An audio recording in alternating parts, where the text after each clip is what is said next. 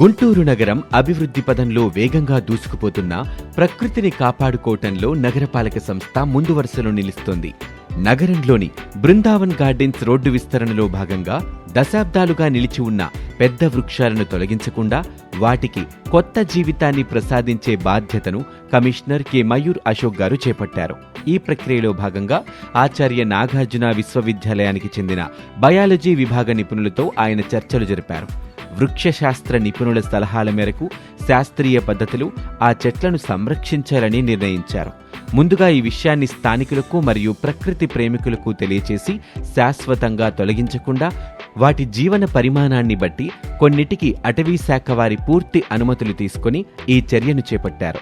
క్రేన్ల సాయంతో వృక్షాలను వేర్లతో సహా జాగ్రత్తగా వెలికితీసి లారీల ద్వారా తక్కెళ్లపాడు హెడ్ వాటర్ వర్క్స్ ప్రాంతానికి తరలించి అక్కడ వాటిని తిరిగి నాటుతున్నారు.